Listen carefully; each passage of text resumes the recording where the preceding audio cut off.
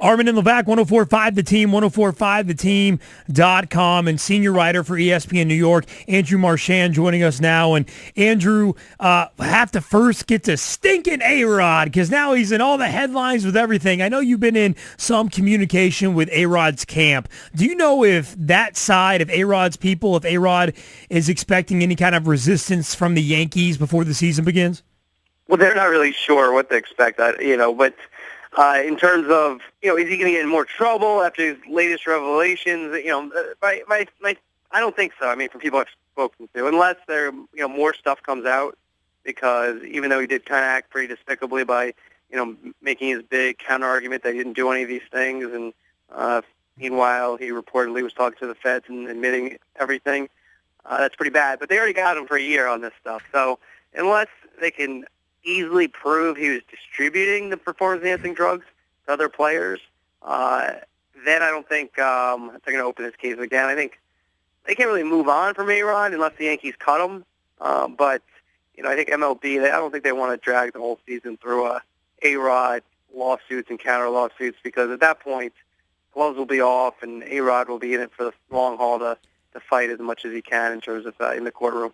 Well, just the spectrums of what could happen here. Hal is very positive, saying, hey, we hope he comes in and he contributes. And then, Buster Olney last week wrote about how the Yankees should go after the conduct policy and, put that to task for the first time in, MLB Players Association history. Do you have any kind of thoughts or feel on that at all and what to expect on that front? I mean, I think it's possible they could do that, but, I think the Yankees right now, they want to let it play out longer, because if A-Rod can trip up on his own again, which he's done before, they could maybe recoup some of that $61 million. So it's sort of like they don't want to play any hands yet, because if, for instance, if he were to fail a drug test, then he would be banned for life, so they wouldn't owe him the money. If he were physically unable to play at some point, then they could, fight with insurance about paying 80% of the rest of A-Rod's contract. You're talking about $61 million. So, and then he possibly could play well. Not well, but, be okay, where he could be a contributing player. Right, good enough. And, so that, and the circus would be in town, but if he could perform a little bit, this is a team that's trying to get back to the playoffs. So they're going to have to make a decision there as well. So, you have all those factors in, and there's $61 million. So it's easy for everyone to say they should just eat the $61 million. The Yankees are more, let's see what happens. Yeah, they're invested for sure. Andrew Marchand of ESPN New York with Armen Levack on 1045 The Team. So basically what we're looking at is A-Rod in pinstripes. Now, what will they do to hedge that bet? I know they're in negotiations with Chase Headley, but what kind of players will they bring in to make sure that even if he's there and not very good, they're going to be okay? Yeah, they'd like to bring in Headley. I mean, if Headley is on the team, he'll basically be the starting third baseman. Maybe A-Rod plays a little third base, but he'll be more of a backup first baseman, DH. I don't think they're going to make it easy for A-Rod. So I thought, it's those days of coddling A-Rod. When you're a star, you can act a certain way, and, it doesn't matter when you're the best player in baseball. But when you're almost 40 and you haven't played for a year and a half and have all these controversy around you, they don't treat you as well. And so if they bring in Headley, A-Rod could be on the bench a lot if he's on the team. And so I think that's their first goal. After, if they don't get Headley, then it gets a little more interesting in terms of what they could do, because I don't think they want to pay the money for Pablo Sandoval. You talk about, a guy like a Hanley Ramirez, who, most people profile more as a third baseman now than a shortstop. Again, that's big money. I'm not sure they're going to want to spend that big of money again for guys in their 30s. So it becomes more interesting of what they could do at third base, and of course they also need a shortstop. So that left side of the infield is going to look a lot different. Andrew Marchand of ESPN New York, and you wrote this weekend about outfielder Chris Young re-signing with the Yankees, one-year deal around $2.5 million. What does this mean for the Yankees? He'll be the fourth outfielder, which, with this Yankee outfield, could become important. You have Ellsbury, who's had an injury history. You have Beltran, who last year was limited to about 30 games in the outfield and had the elbow surgery, and he's hoping to be, as good as new. But he didn't look like the same outfield. He didn't move as well as he did. And then Brett Gardner, although he's been pretty good about playing, 140, 150 games a year. He had it 2 seasons ago. He only played 17 games, and he just had a little surgery here in the minor thing, but in the off season. So Chris Young could become important. I mean, he hits lefties very well, and he'll definitely get some platoon at bats against left-handed pitching. And then if there's an injury, he might get a chance. So is he a great player? No. But is he a guy who, is a spare part? It's not, it's not the worst signing. Now, the Yankee fan club around here getting a little excited. AL Rookie of the Year conversation going on right now. You said it looks like Jose Abreu is going to be the man. Is there any chance Dellin Betances sneaks in and steals that away? I mean, Dewey versus Truman headlines have happened before, so there's a chance. I just don't see. I don't really see how you can not vote for Jose Abreu. And I witnessed Betances' performances firsthand. He was amazing. But I mean, look at Abreu's numbers. I mean, they're unbelievable. I mean, he's got to be an MVP candidate. So I think Abreu has to win that award. But Betances, has a chance, depending on what happens with Robertson today. Has a chance to be the closer next year if they can't sign Robertson. And so, where Dellin Betances was a year ago and where he is now is pretty amazing. A year ago, he looked like he might be a bust. Now he's Rookie of the Year, just a dominant guy who you'd be pretty confident if you were put in that ninth inning role. David Robertson, as you mentioned today, 5 o'clock, we'll know whether or not he'll accept that qualifying offer. Is it as simple as if he accepts it, he's the closer? If he doesn't, Betances is going to be that guy? No, I don't think that's easy. Okay. I mean, if he accepts it, yes, he's the closer. He'll be making the most money ever for a reliever in one season, eclipsing Mariano's $15 million. He'll be at 15.3.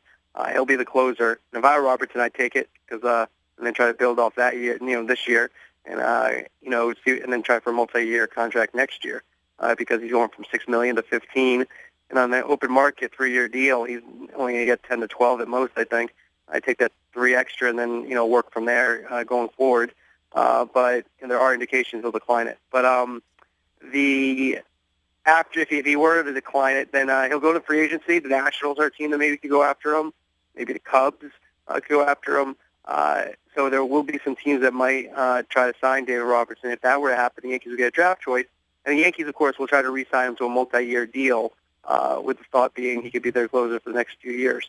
If they don't sign Robertson, now Betances, I do think they'll make a play for Andrew Miller then, who, if you look at it, had better numbers than Betances last year, except he didn't close games.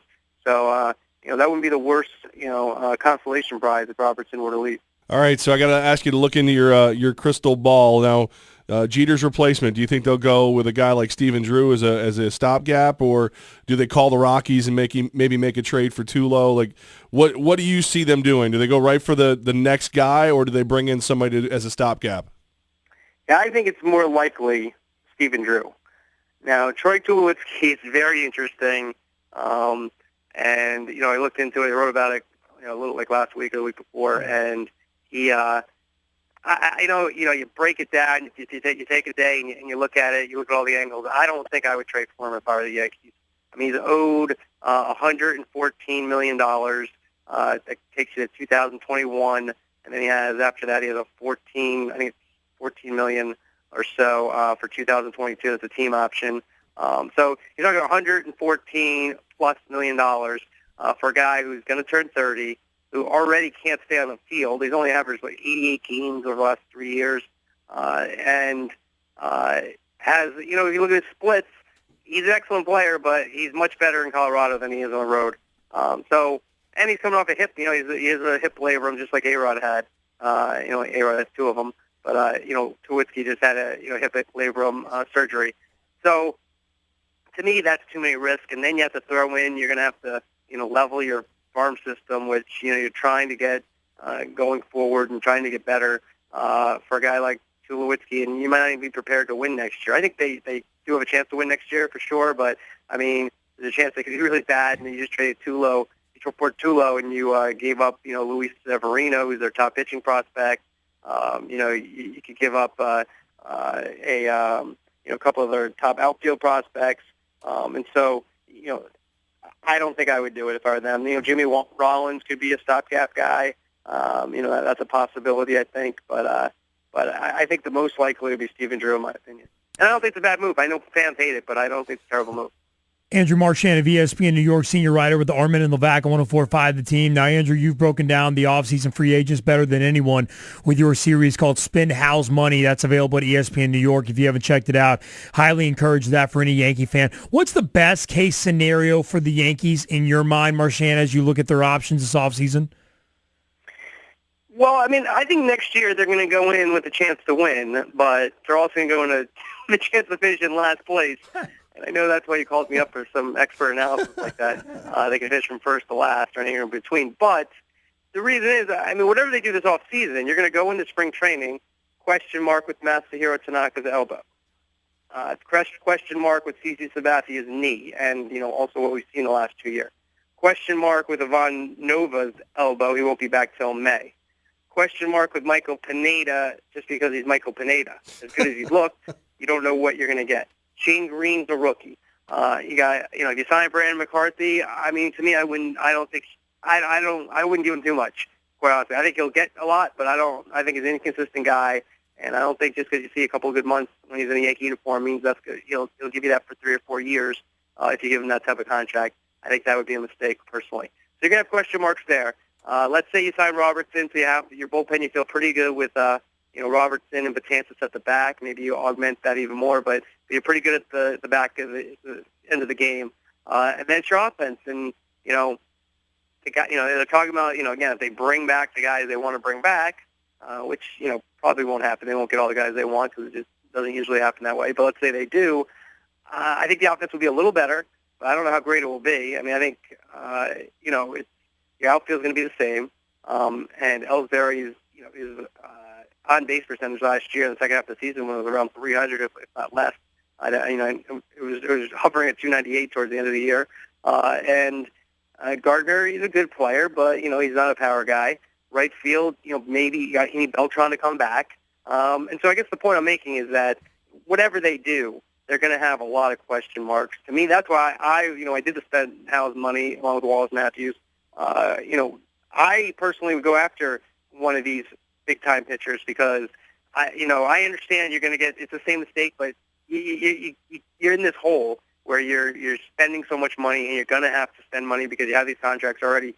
I would go sign a John Lester or Max Scherzer and possibly have a dominant rotation. And I understand there's no offense in baseball, but you're telling me if you had Scherzer, Tanaka, Pineda, Nova, Sabathia, Green, Phelps, Benuelos, Severino coming up. I mean, to me, that's how you win if you're the New York Yankees.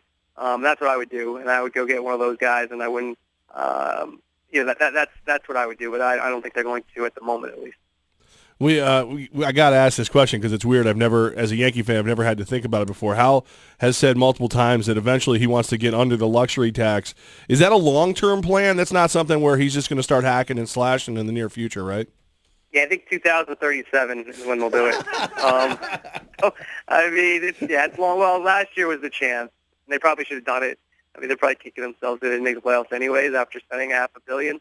But they knew, Hal kind of freaked out. He knew how unpopular he would be if he didn't spend any money last offseason. They finished in last place, and because he can get under 189. I mean, what they didn't explain well enough was, the idea would be to get under 189. So you're not giving your money away because you get taxed when you're over $189 million. You get taxed at 50%, and that goes to teams like the Royals and the Pirates who are now winning. And so instead you say, well, we want to get under 189 and use that money. We're going to spend it on international signings, which they did this year. We'll spend it other ways. But with A-Rod's contract back on the books, there's little hope for that because you're adding, he's going to be at, I think, 20 this year. And so, last year was kind of a chance because even though they talked as if they were going to do it with even A-Rod on the roster, I mean, they knew that they might get A-Rod off the roster. And if they could have gotten Tanaka, the other thing that hurt them is if Tanaka, if they hadn't changed the posting system, they would have blew everyone out of the water with the posting fee. It ended up being that you just had to do a $20 million posting fee, and then Tanaka got to decide who he was going to sign with. Instead, the Yankees would have gone $100 million for the posting fee, which wouldn't have counted against the luxury tax, and then they would have signed Tanaka for $50 million Instead, the numbers were 20 and the 20 for the posting fee, and then Tanaka got 155. So last year was the chance for them to do that. I don't think they can do it now because of Share and Sabathia, et cetera, et cetera. They have too many contracts. But, at some point when, I think they'll probably sell the team before they get their luxury tax. That'd be my prediction. And I don't think Yankee fans would have a problem if it's that far down on their list. Andrew Marchand of ESPN New York. Follow him on Twitter at Andrew Marchand. And Marchand, as always, man, thank you so much for your time. Very insightful, very helpful, and we appreciate you joining us in the offseason. All right, thank you. Now get back to football.